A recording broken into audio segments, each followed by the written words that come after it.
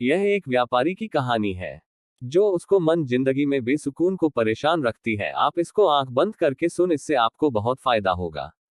एक सफल व्यापारी और गौतम बुद्ध की मुलाकात होगी। यह कहानी व्यापार, धन, जीवन के सत्य और बुद्ध के उपदेश सबको जोड़कर चलेगी। व्यापारी और बुद्ध, लालच से मोक्ष तक की यात्रा। एक सफल व्यापारी। प्राचीन मगध राज्य में अर्जुन सेठ नाम का एक व्यापारी रहता था। उसकी गिनती मगध के सबसे धनी लोगों में होती थी। शहर के बीचों बीच उसका भव्य महल था। सोने चांदी के बर्तन, रेशमी वस्त्र, अनगिनत नौकर चाकर, सब कुछ उसके पास था। अर्जुन सेठ का व्यापार दूर दूर तक फैला था। कभी वह काशी से मसाले मंगाता तो कभी तक्षशिला से कीमती पत्थर। लेकिन उसके दिल में एक चीज की हमेशा कमी रहती, सुकून। रात को सोने से पहले उसका मन हमेशा बेचैन रहता। अगर कल मेरा जहाज डूब गया तो, अगर बाजार में नुकसान हो गया तो। उसके पास धन की कोई कमी नहीं थी, पर मन में शांति नहीं थी।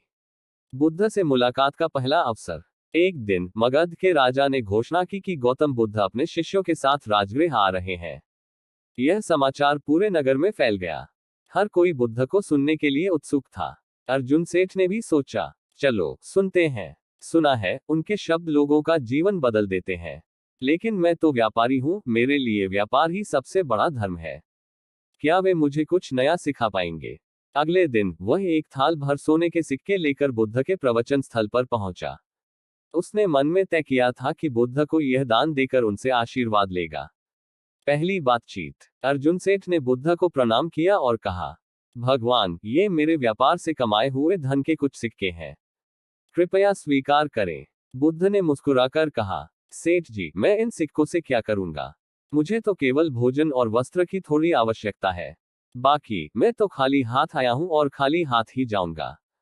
अर्जुन सेठ को आश्चर्य हुआ, क्या आप धन को महत्व नहीं देते? बुद्ध बोले, धन अपने आप में बुरा नहीं है सेठ जी, लेकिन यदि धन आपका मालिक बन जाए तो वह आपको चैन से जीने नहीं देगा। सवाल है, आप धन के स्वामी हैं या धन आपका स्वामी है? अर्जुन सेठ को यह बात कुछ समझ आई, पर वह अभी भी संतुष्ट नहीं था। परीक्षा की घड़ी। कुछ महीनों बाद समुद्री तूफान में अर्जुन सेठ के 2 बड़े जहाज डूब गए। करोड़ों का माल समुद्र में चला गया। उस रात वह सो नहीं पाया। बेचैनी, डर और चिंता से उसका सीना भारी हो गया। उसे बुद्ध की बात याद आई, धन आपका स्वामी बन जाए तो वह आपको चैन से जीने नहीं देगा। अगली सुबह वो बुद्ध के पास गया। गहरी सीख। अर्जुन सेठ ने कहा, भगवान, मेरी मेहनत, मेरी पूंजी सब डूब गई। अब क्या करूं? मन अशांत है। बुद्ध ने एक पात्र में थोड़ा पानी डाला और उसमें मुट्ठी भर नमक मिलाकर कहा, सेठ जी, इसे पीजिए। सेठ ने घूंट भरते ही थूक दिया, भगवान, यह तो बहुत खारा है, पीना मुश्किल है। फिर बुद्ध उसे पास के झील के किनारे ले गए। उन्होंने उसी मुट्ठी भर नमक को झील में डाल दिया और कहा, अब इस झील का पानी पीजिए। सेठ ने पानी पिया और बोला, यह तो मीठा है, नमक का स्वाद ही नहीं।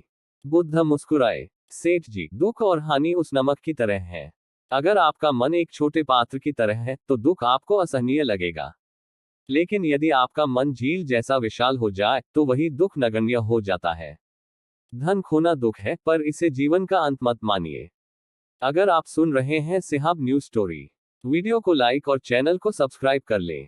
जीवन का परिवर्तन। उस दिन से अर्जुन सेठ ने निर्णय लिया कि वह व्यापार तो करेगा, लेकिन अपने मन को धन का दास नहीं बनने देगा। उसने अपने लाभ का एक हिस्सा निर्धनों की सेवा में लगाना शुरू किया। धीरे धीरे उसका नाम न केवल एक धनी व्यापारी के रूप में, बल्कि एक दयालु और शांतचित्त व्यक्ति के रूप में भी प्रसिद्ध हो गया। कई वर्षों बाद जब वह वृद्ध हुआ तो उसने अपने बेटों को बुलाकर कहा, बुद्ध ने मुझे सिखाया कि असली दौलत तिजोरी में नहीं, बल्कि मन की शांति में है। धन कमाओ, पर उसका बंदी मत बनो। सीख। धन साधन है, साध्य नहीं, इसे जीवन का लक्ष्य मत बनाए। मन का विस्तार करें, बड़े दिल से दुख छोटा लगता है। दान और सेवा सच्ची संपत्ति वह है जो दूसरों के काम आए। अगर आप चाहें तो मैं इसी कहानी को और भी लंबा संस्करण में लिख सकता हूं, जिसमें कई और घटनाएं हों, जैसे अर्जुन सेठ का बुद्ध के साथ कई वर्षों का सफर, व्यापार में उतार चढ़ाव और उनके जीवन का अंतिम मोड़। आप कमेंट करके जरूर बताएं आपको यह इस कहानी कैसी लगी।